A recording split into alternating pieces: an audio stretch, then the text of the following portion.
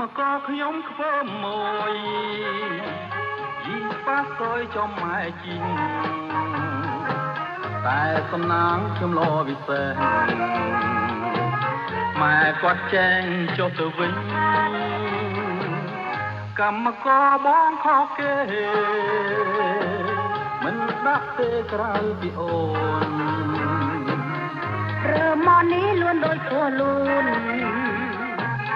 អូនចង់ជីមួយជីវិតអេសអស់ចាទេពីស្អី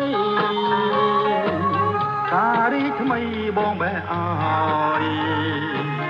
ក្រអបណាប់ក៏មិនទាន់រយរលឹងអើយសប្បាយទេ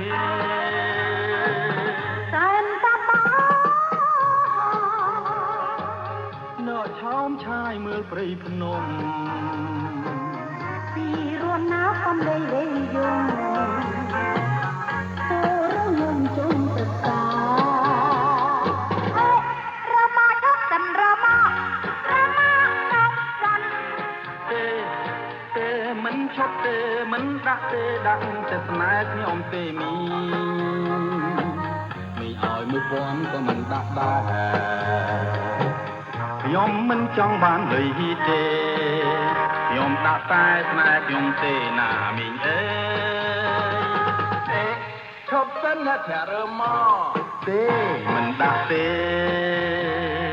យីយ៉ាងម៉េចក៏មិនដាក់ខ្ញុំមិនត្រូវការទេប្រាក់មិនដាក់ក៏ហីទៅចងសោះនឹងអស់លុយផងមកជើងវិញល្អជាង1 2 1 2 1 2